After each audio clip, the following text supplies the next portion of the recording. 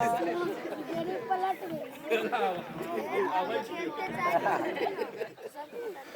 बताओ मेरे मिल्लत के नौजवानों उलमा से पूछिए, बाप का इंतकाल हो जाए, माँ का इंतकाल हो जाए, माशरे में बदअमनी फैल जाए, घर में बेबरकती आ जाए, नमाज पढ़ो, नमाज पढ़ के दुआ करो, अल्लाह ताला माँ बाप के गुनाह की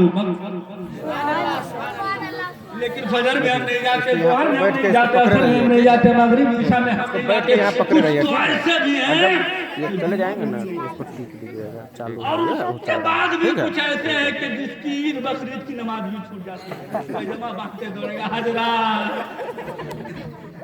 हम अवैसी हो जैसा से तो पैदा हो तेजा से तो पिछाड़िए से तो अभी ये मुसलमान गलत है। सब आज कहते हैं सताए जाते हैं, तबाह किए जा रहे हैं। आखिर जो तबाह होती है इस तबाह के जिम्मेदार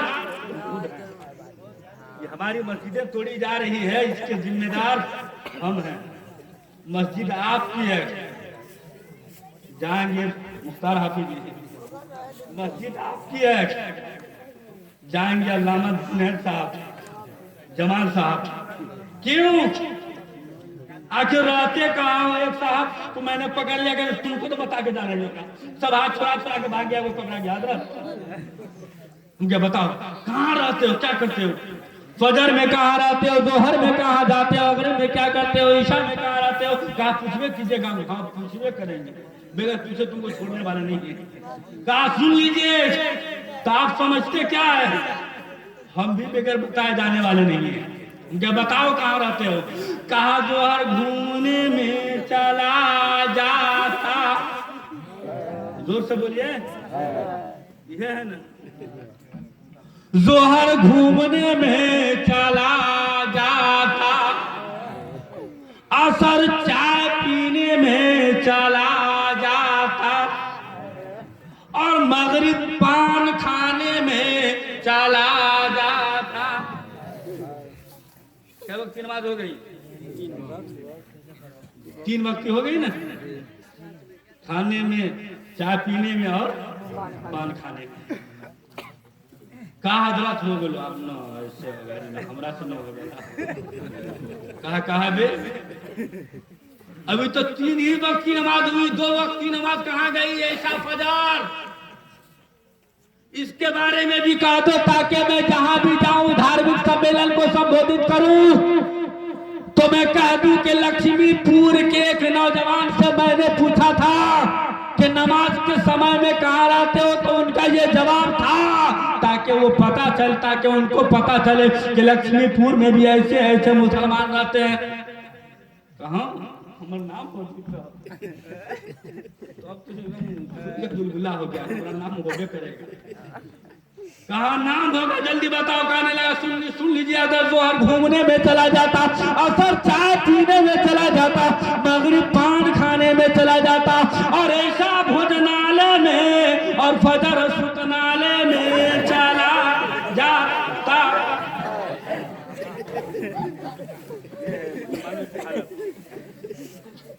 कहाँ कहा जाता है? ऐसा भोजनालय में और फजर सुतनालय में चला जाता है। खूब सुतो एकदम फिकी। खुदा न करे कयामत के दिन अगर फंस गए, कहे अल्लाह रहमत अली साहब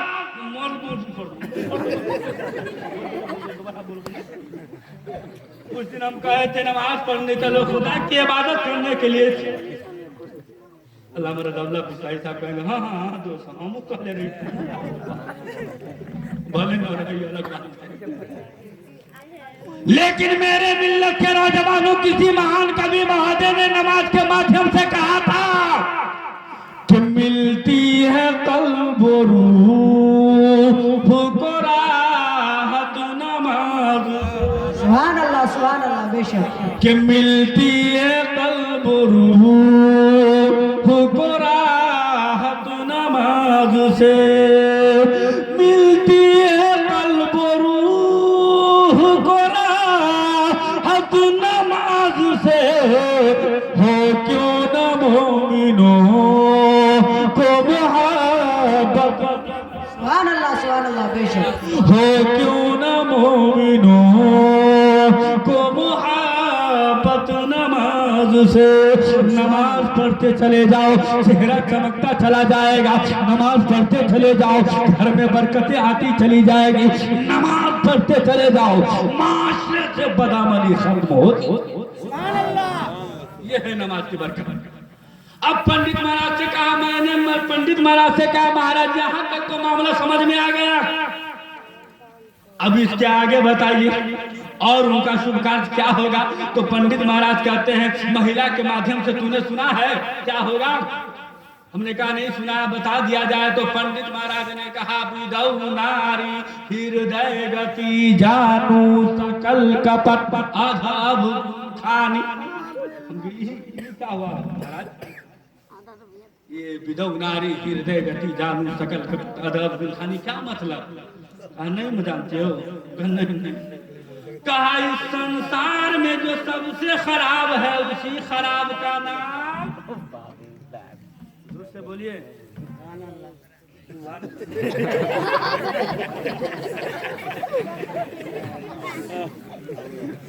सुभानअल्लाह करने के लिए बोले, जही पाइए वही ठोक दीजिए। किसी के बाप का इंतकाल हो जाए, फोन करके कहे दोस्त मेरे बाप का इंतकाल हो गया, कभी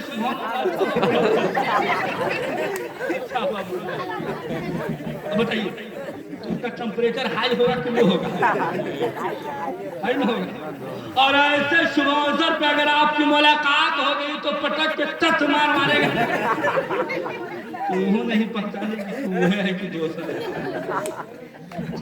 मैं बता रहा था पंडित महाराज ने कहा विदौ नारी हृदय गति जानू सकल कपट अधब खाने के संसार में, इस जगत में, इस दुनिया में सबसे खराब, सबसे बेकार, सबसे चरित्रहीन, सबसे बेकार कोई वस्तु है, कोई शय है, कोई चीज है तो उसी चीज का नाम, जोर से डरिए मत,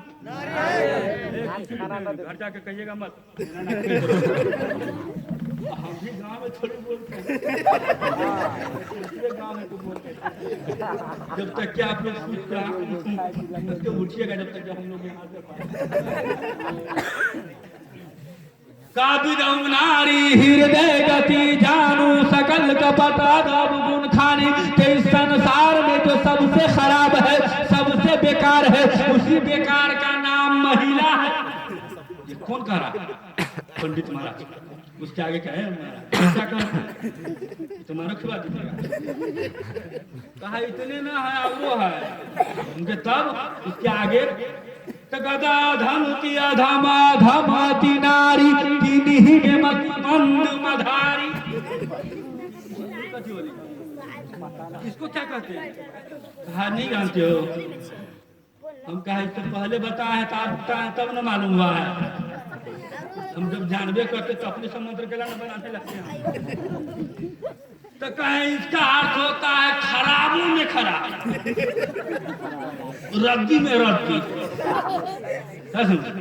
खराबों में जो खराब होता है, जो सबसे बेकारों में जो सबसे बेकार है, उसी बेकार का नाम महिला है, उसी बेकार का नाम औरत है। हमारी माँ बहने भी सोच रही होगी कौन बोली साहब, घूम फिर के हमरे सब ये तो अल्लाह के महबूब का करम है कि आपकी आमद हुई तो औरतों को जीने का नहीं, तो उससे पहले जो आता हुए जिधर से मार भेज के इतनी बुरी हालत थी दुनिया की। अल्लाह के रसूल का आना हुआ, आपने फरमाया औरत पीटने की नहीं, औरत अब इतना कह दिया पंडित महाराज ने। तो जब सुना ना तो कबीर दास को भी बर्दाश्त नहीं हुआ। कबीर दास ने जैसे देखा विधौ नारी हृदय गति जानू सकल कपट अधम खानी अधम की अधम अधमति नारी तिरही में मति मंद मधारी। तो कबीरदास को बर्दाश्त नहीं हुआ। कबीरदास ने कलम को उठाया और लिख दिया कि नारी की झाई परे अंधा हुए बुझंग। क्या कहा? नारी की झाई पड़े अंधा हुए बुझंग, कबीरा उनकी कौन गत जो नित नारी के संग। अरे और अरे बाप रे बाप, भाई को भाई से अलग कराने में अगर किसी का अहम रोल है तो उसका नाम, बाप को बेटे से अलग कराने में अगर कोई है तो उसका नाम महिला है। तब सब चीज जानवे करते हैं तो कैसे करो अगली बात। हम बोलबो नहीं करते, आपको मालूम। भाई भाई में अलग कराने वाले को जानवे करते हैं, बाप बेटा में अलग कराने वाले को जानवे करते हैं, दो दियार में झगड़ा लगाने वाले को जानवे करते हैं।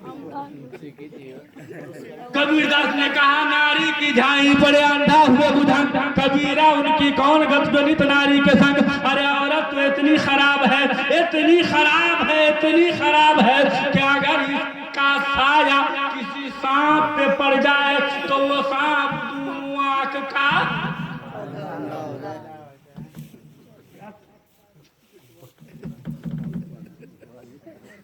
कबीरदास ने कहा कि इतनी बेकार होती है औरत कि अगर उसका साया किसी सांप पे पड़ जाए तो वो सांप दोनों आंख का अनहारा हो जाए। और उस मर्द की हालत क्या होगी, उस मर्द की गति क्या होगी, उस मर्द की अवस्था कैसे होंगे, उस मर्द की हालत क्या होगी जो नित दिन जो रोज औरत के साथ में रहता है। ये कहा कबीरदास ने, जब परछाई का ये आलम है कि परछाई सांप पे पड़ जाए, चाहे धमना हो चाहे गहमना हो, होता ना, तो मर्द की हालत क्या होगी जो रोज औरत के साथ में रहता है। जब इतना कहा तो किसी मनचले ने कबीरदास महाराज को पकड़ लिया, कहने लगा महाराज आपने कहा औरत बेकार होती है, उसका साया सांप पे पड़ जाए तो सांप दोनों आंख अंधा हो जाए। महाराज औरत अगर इतनी बेकार है तो आपने विवाह क्यों किया, आपने अग्नि के फेरे क्यों लगाए, आपने माला हेर फेर क्यों किया। तो कबीरदास जी उत्तर प्रदान करते हैं कि नारी तो हम कियो पर किया नहीं विचार, जब जानी तब पर हरी नारी बड़ा बेकार। कहा पूछा किसी ने, महाराज आप कहते हैं औरत बेकार है, औरत खराब है, औरत घटिया है, तो आपने विवाह क्यों किया। ले है का विवाह तो मैंने किया पर किया नहीं विचार, जब जानी तब पर हरी नारी बड़ा बेकार।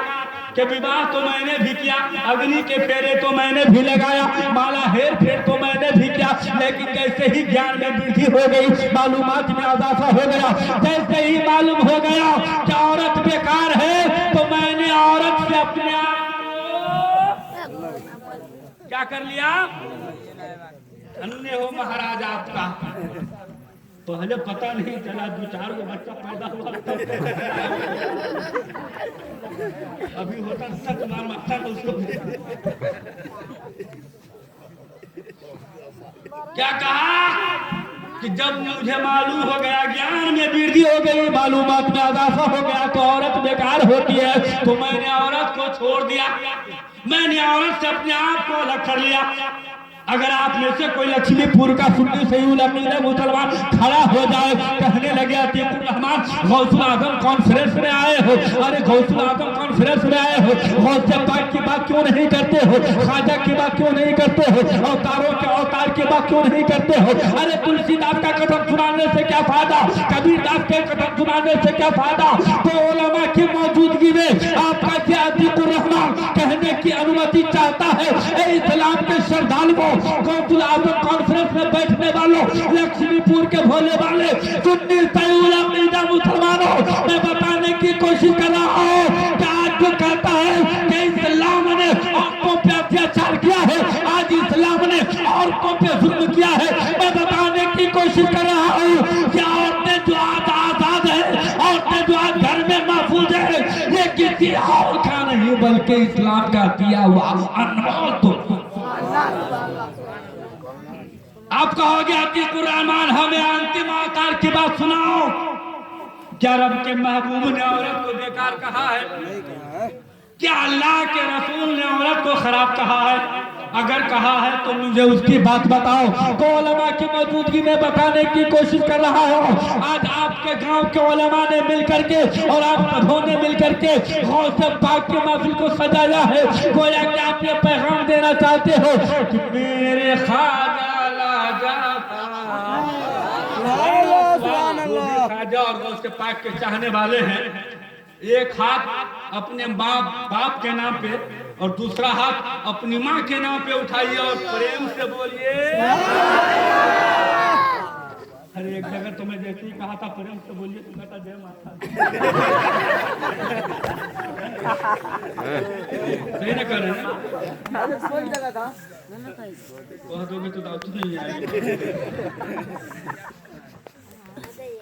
ये नेपाल की बात बता रहा हूँ। सरलाही नहीं है, महोत्तरी है। सरलाही नहीं, सरलाही बहुत दिनों के बाद, सालों के बाद आने का।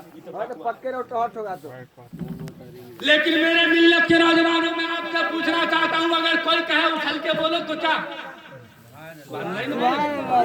मुस्कुरा के बोलो, जैसे भी कहे बोले के लिए हम बोलेंगे। अगर कोई पूछ दिया आपके बाप का नाम क्या तो कह देंगे अब्दुल मन्ना। और कहीं कह दे बात जो फादर सुने बाप के नाम मांगला इंग्लिश में ढोलाई हो जाएगा ना। चाहे जिस जबान में पूछो हम अपने बाप का नाम ही पता है। मेरे मिल्लत के नौजवानों, ख्वाजा के चाहने वालों, अपने अपने माँ बाप के नाम पे बोल लिया है तो अपनी अपनी श्रीमती के नाम पे भी बोल दो।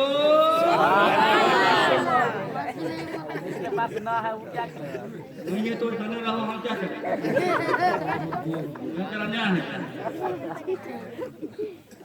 जिसके पास है मैं उसकी जिम्मेदारी लेता हूँ। सब चक्कर में मेरे मिल्लत के नौजवानों में बताने की कोशिश कर रहा हूँ। आओ नबियों के नबी की बारगाह में चले। आओ आदम के नबी से पूछा जाए, आओ मूसा के नबी से पूछा जाए, आओ ईसा के नबी से पूछा जाए, आओ दानियाल के नबी से पूछा जाए, आओ जकरिया शीश इदरीस के नबी से पूछा जाए। हबीबी या रसूल अल्लाह, क्या रब ने औरत को बेकार बनाया है? हबीबी या रसूल अल्लाह, क्या रब ने औरत को खराब बनाया है? हबीबी या रसूल अल्लाह, क्या रब ने औरत को मनहूस पैदा किया है? हबीबी या रसूल अल्लाह, क्या रब ने औरत को असुर बनाया है? हबीबी या रसूल अल्लाह, इस राज को फाश कर दिया जाए, इस बात को समझा दिया जाए तो जानते हो आज भी उम्मत खतरा से आवाज आएगी। ए मेरे वफादारों, ए मेरे प्यारों, सुनो, रब ने औरत को बेकार नहीं बनाया, रब ने औरत को बेकार नहीं बनाया, रब ने औरत को बाकार बनाया है। अरे रब ने औरत को इतना लाजवाब बनाया, इतना लाजवाब बनाया, इतना लाजवाब बनाया, कई बड़ा है, इतना लाजवाब बनाया, कई बड़ा है। उसी की गोद में बोलिए सुभान अल्लाह। इस्माइल उसी की गोद में, दानियाल उसी की गोद में, जकरिया उसी की गोद में, शीश उसी की गोद में, इदरीस उसी की गोद में। अतीकुर रहमान को कहने की अनुमति दो कि सिद्दीक अकबर की सदाकत उसी की गोद में, उमर की अदालत उसी की गोद में, उस्मान गनी की सखावत उसी की गोद में, अली की शुजाअत उसी की गोद में, औलिया उसी की गोद में, उसी की गोद में, अकदार उसी की गोद में, अबादाल उसी की गोद में, नौजवा उसी की गोद में, खोतबा उसी की गोद में, शोरा उसी की गोद में। रब के महबूब का फरमान होगा। रब ने औरतों के मकाम को इतना बुलंद कर दिया, इतना बुलंद कर दिया कि अगर वो बच्ची है तो तिहारत की चादर दे दिया, अगर वो जवान हो गई तो शादी करके घर का सभापति महोदय बना दिया, और अगर वो पूरी हो गई तो उसके कदमों में और अगर वो बूढ़ी हो गई तो रब ने उसके कदमों में जन्नत रख दिया है। तभी तो मैं कहा करता हूँ कि मेरे ख्वाजा लाजवाब, और वो से कि मेरे ख्वाजा लाजवाब, मेरे गौस लाजवाब, हो मेरे ख्वाजा लाजवाब, मेरे गौस लाजवाब, और लाजवाब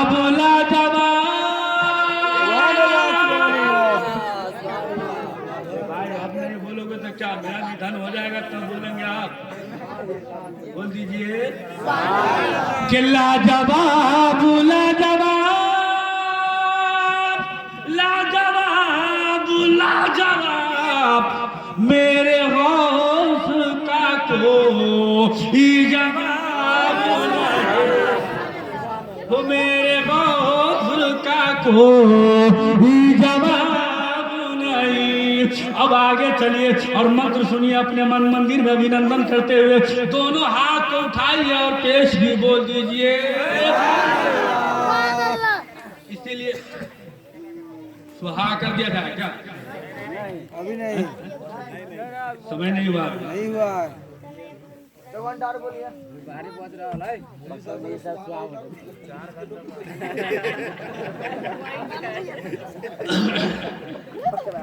मोदी साहब को छूट है, हजरत है, हजरत हजरत को छूट। हजरत है। इनका सोना आपके जागने से तो सुतले रह दो। मेरे मिल्लत के नौजवानों, मैं आगे बढ़ने की कोशिश कर रहा हूं, अगर आप लोग कहेंगे तो बढ़िए कहबे कीजिएगा। कहाँ छूट होगा? गलत आदमी है भाई, हम तो करते शांत करिएगा ना, हो गया कि हमरो सबके नींद आ गया, लेकिन आप ऐसा नहीं करें, चलो बहुत अच्छी बात है। मैं दुआ करता हूँ अल्लाह तबारक व तआला के बारगाह में दुआ करता हूँ, मौला तबारक व तआला गौसे पाक की महफिल में जितने लोग आए उन तमामी को गौसे पाक का सदका अता फरमाए। इसलिए जो नहीं आए हैं किसी वजह से, उन्हें भी अल्लाह तबारक व तआला उनके भी गौस का साया नसीब। पंडित महाराज का कथन सुनिए और गौर से बोल दीजिए।